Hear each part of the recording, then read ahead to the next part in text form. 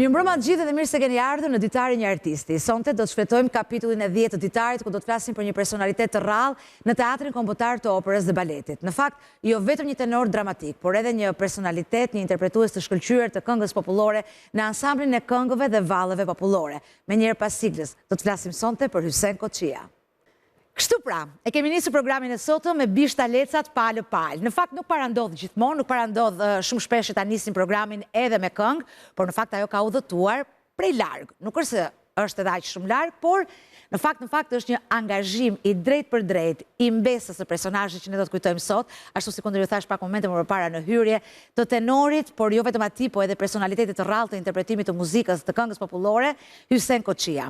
Mbesa e Hysen Koçia, Klodiana Brahimi, sopranoja, ka ardhur nga Italia për të pasur këtë kujtim të jashtëzakonshëm për të vetë, po edhe për të gjithë familjen në emër të këtij personazhi të rrallë. Mirëmbrëma, mirëserdhje dhe faleminderit që na dhurove zërin tënd së pari, Klodi. Kuzeta, mirëmbrëma dhe të falenderoj ty nga zemra. Sa e bukur kjo shkodranishtia jote. Faleminderit. Shumë faleminderit. Jam shumë e nderuar me Ken këtu para teje, ti e din që unë të simpatizoj dhe simpatizoj çdo nisëm tonën si është edhe ky emision. Falenderoj shumë ty.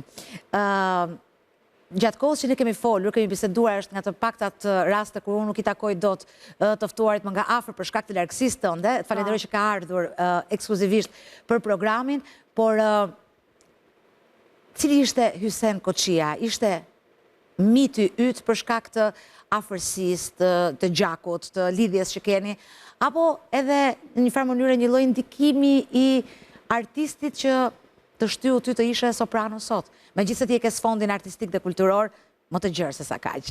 Po. Unë kam pëlqyer gjithmonë mi thon Daja, do e ndryshoj pak, do mundohem të them emrin e tij. Hysen Koçia është gjithçka nga ato që ti preke pak përpara. Si fillim është duke qenë Mesa me emër tjetër është vllai i mamit tem me Vjollca. Edhe unë kam lindë relativisht në një periudhë kur Daja e kishte të zhvilluar dhe për tej karrierën e tij, dhe më kujtohet që kur u zbulu që unë kënoj dhe merr me muzikë, ai ka qenë personi që ishte shtys shumë e madhe që thote, futne për muzikë, sepse unë kam qenë një nxënëse, tash kështu modestia në krah tjetër, kam qenë shumë e mirë. Dhe ishte ajo ideja që të studiojnë për diçka tjetër, duke i ditë të gjitha ato fusha artit është një fushë e vështirë, aq më tepër që e kishim dhe artistin në shtëpi, dhe po tentoshim me më çu me më kanalizu diku tjetër, por Daja një smëtari, plus profesore mësuesa, futne për kanto, që aty manej ai ka një figurë pa ndame dhe kritiku më i madh i jemi, që nga shkolla e mesme muzikës liceu, që i thoni ju, shkolla e mesme Prenk Jakova dhe deri në Akademi të Arteve, ku me sugjerimin e tij unë shkoj dhe prezantohem me profesoreshën time Shqipezani. Ajo do të jetë në pjesën e dytë të programit, do të flasim edhe për marrëdhënien midis saj edhe Dajës tënd. Por ajo ishte një sugjerim i Dajës sikundër po them ishte pjesë e pandame e ton rrugtimit tem artistik. Unë domethënë kisha këshillat për i tij, vrejtje që ishin pafund, mua ato më interesoshin më shumë se asnjë dhe nuk ma ka bërë qefin kurrë, kollaj. Absolutisht. Për të njohur pak më tepër, është një insert i zgjeruar, shiko, në mungesë të arkivave për personazhe të cilët kanë jetuar dhe kanë ushtruar aktivitetin e tyre në këtë kohë, ka pak informacion dhe kjo është arsyeja që së bashku me gazetaren Brunilda Gorovelli ne do të sillim tek teleshikuesit një insert pak më të gjatë, si zakonisht, por të dhënë mundësinë edhe teleshikuesve të njohin më shumë një emër për të cilin ne do të flasim më gjatë kësaj mbrëmje. Shohim bashkë insertin.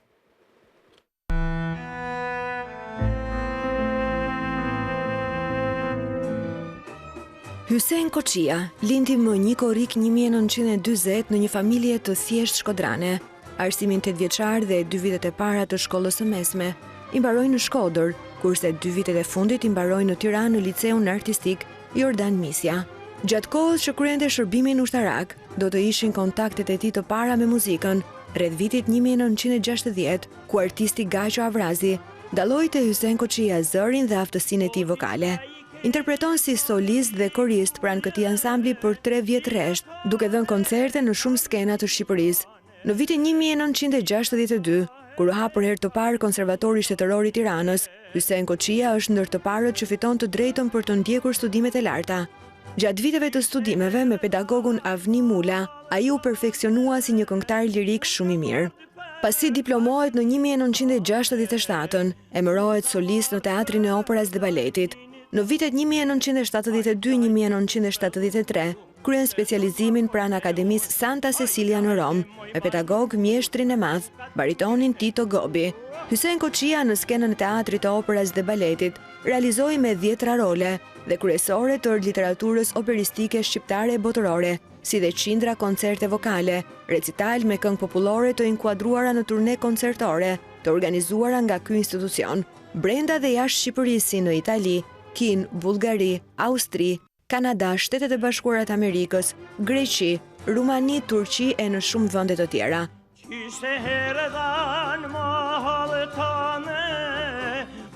Roli i parë që interpreton në skenën e Teatrit të Operës dhe Baletit ishte Marin Shpendi, një luftëtar i Dukagjinëve, në operën Skënderbeu të Prenkjakovës.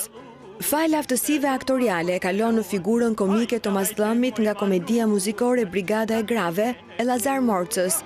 Me sukses ai realizoi Viktorin të opereta Dhëndri, rolin e Dodës nga opera Mrika, rolin e Palit nga opera Zgjimi, roli i Lionit në operetën Karnavalet, roli i Dimitrit nga opera Lulja e Kujtimit, Lekën nga opera Toka Jon, roli i Hozes tek opera Carmen, Petritin tek opera Nëna e Trimave, Galan Lugaparit në operan Borana, rolin e Turidut nga opera Cavalleria Rusticana, Manrikoja nga opera Trovatore e Giuseppe Verdit. Aktiviteti artistik i Hysén Koçis nuk mund të përmblidhet vetëm si solist i operas, por ai është i gjerë dhe si interpretues i muzikës popullore në shumë koncerte të ansamblit të këngëve dhe valleve popullore. Në çdo cep të Shqipërisë ka ushtuar zëri i tij potent, duke u duartrokitur gjatë për emocionet që falte me interpretimet e këngëve. M'ka shkumendja me u feju, po ti çka i ke thënë dikujt, mo e bukura si Florini, bishtalecat palpale të tjera. Ai është pjesëmarrës në 13 festivale të këngës në radio-televizionin publik shqiptar dhe është nderuar me çmime të ndryshme. Vitet e fundit, Hyséni ka qenë edhe pedagog pranë Institutit të Lartë Arteve. Për meritat në fushën e interpretimit vokal, Hysén Koçia është nderuar me titullin artist i merituar dhe më vonë, me rastin e 70 vjetorit të tij, ju akordua titulli mjeshtër i madh. Hajde kushpellun, shteton më forte unë, hajde moj manur, për quka gjimi kene gush.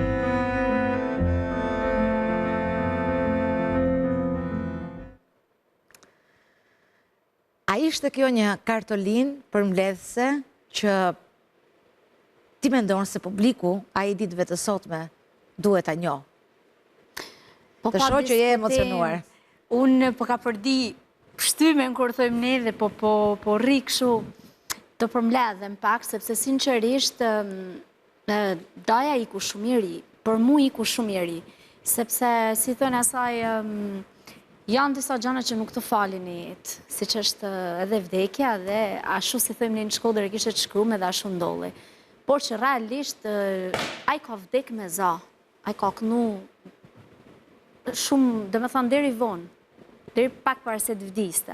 Dhe absolutisht unë jam për këthimin në vëmendje të këtyne figurave, sinqerisht është tashi unë po e la daja, si që është Hyséni, duhet të rikthehen dhe duhet t'i njohin, sepse realisht në kohë që ata kanë bë artë, ka kene vështirë me bë artë, dhe ata e kanë bë jo mirë, po besoj shumë mirë. Dhe kjo ishte një diçka shumë emocionuese për mu ishte gjithçka. Por sigurisht besoj që edhe dike që mund t'jetë brez më i ri se unë, por edhe pak më të ri se unë e njohin, sepse kanë pas ndikim dhe besoj që është një prezantim i bukur. Megjithatë, arti nuk bëhet vetëm për artistët, ose më saktë arti bëhet për publikun e gjerë, kështu që përpara se të njihni ju njëri tjetrin, jemi ne ata që duhet të njohim secilin prej jush. Klodiana, kur më ke shkruar, unë e mbaj mend shumë mirë komunikimin tonë të parë për këtë program, edhe mbaj mend që më the, unë do të thërrisja, unë do të kërkoja, unë do të pyesja, sepse kështu erdhi edhe ai pas meje, kudo ku unë kam pasur nevojë që ai të vinte pas meje. Cili ka qenë roli i Dajës artist në formimin e edukimin tënd, jo vetëm atë muzikor dhe artistik, po edhe në rritjen dhe krijimin e karakterit e personalitetit tënd?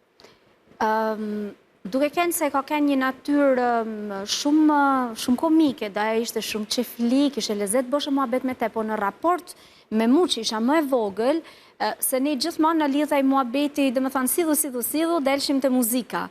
Dhe ne në lidhë të muzika, në formimin tem ka ndiku 100%, përveç pedagoges teme, a i ka qenë direkt masaj, sepse nuk në rryte, por gjithmonë në materialet, shkosha dhe basha të regimin taj.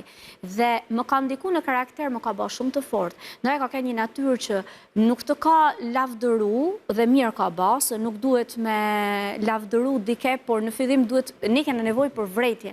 Çdo profesion ka nevoj për vrejtje. Për të përmirësuar. Absolutisht, nuk është asnjë maksimum, nuk mund t'i jesh kur maksimumi. Ai më ka ndiku në karakter, sepse direkt si thëmri në abite me shpat male. Jo, thote, nuk është kështu. Dhe mu më ka ba më të fort, më ka dhanë prej fortësis ti, se unë kam qenë pak më emocionale, kur erdha me studime, isha pak e ndrojtun, më ofendote, më fyte, çdo gjë, ndërsa ai më ka forcu shumë. Keni një pikë të përbashkët, ai ka pasur mundësinë të formohet, ta çojë më tutje edukimin e tij në Itali, si kundër pam në insert, njësoj si ty, që sot ushtron aktivitetin. Atëherë, ai ka ba specializimin mas konservatorit, ka pas fatin me kënë Santa Cecilia, ndërsa unë jam në Bologna, unë atje zhvilloj aktualisht karrierën teme. Ai specializimin Santa Cecilia është pak honor, sepse zakonisht shkojnë, janë disa rrugë shumë të gjata për me shku dhe atje, dhe Bologna me Romën janë pak largë, unë kam shku se dhe jetoj atje me familje, kam familjen, dhe automatikisht kur t'jetosh aty dhe zhvidhon edhe veprimtarin.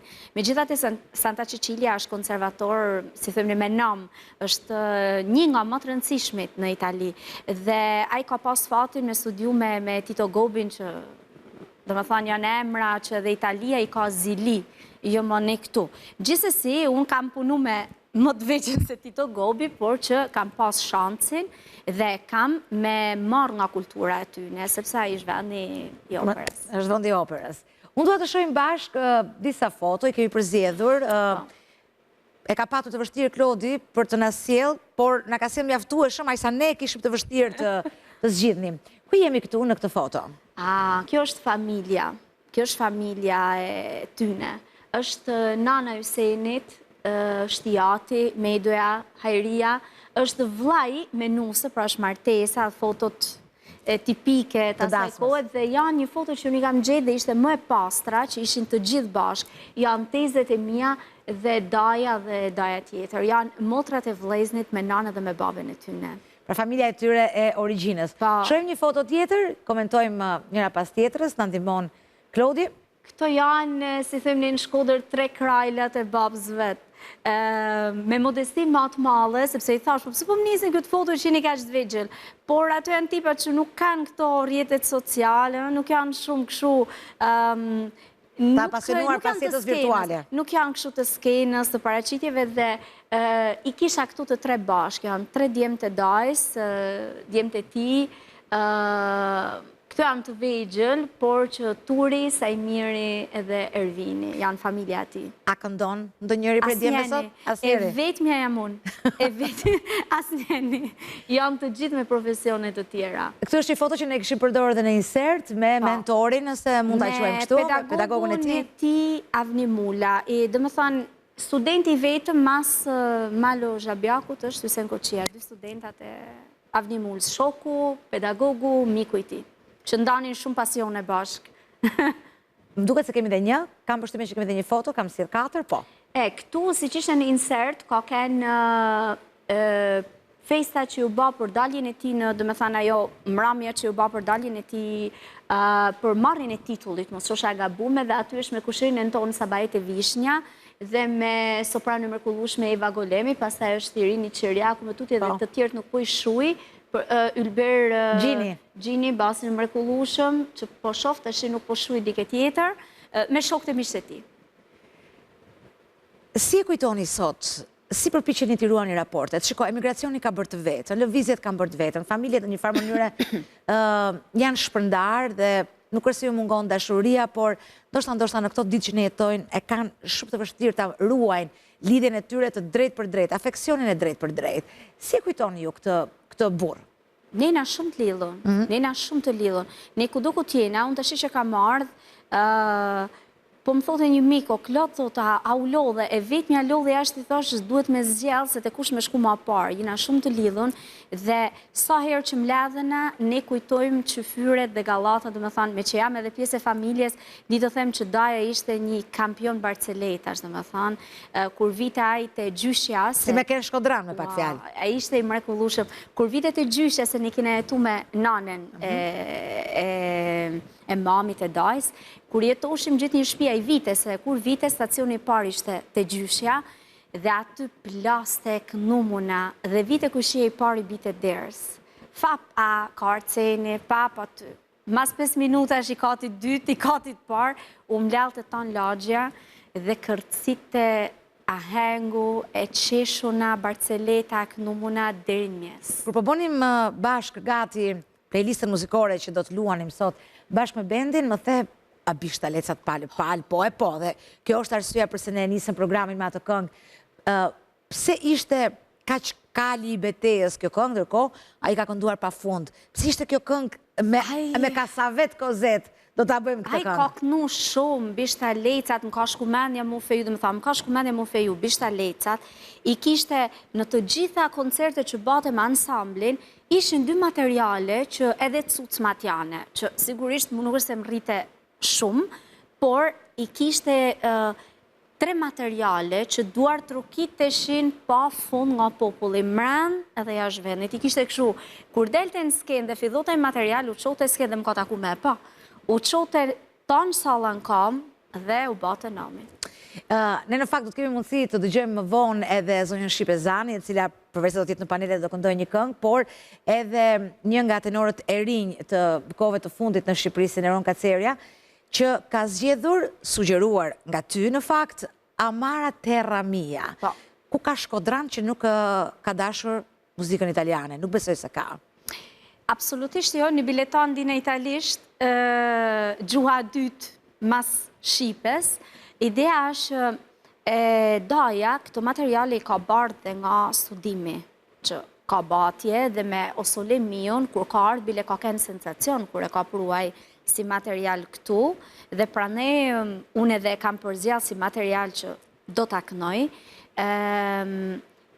Edhe Amata Terra Mia ka ke një prej materialeve që aj e ka bardhë prej tokës italiane dhe ka sjellë në Shqipëri. Edhe shumë të tjera, por këta në 2 materiale, sidomos që i kishte me shumë qef.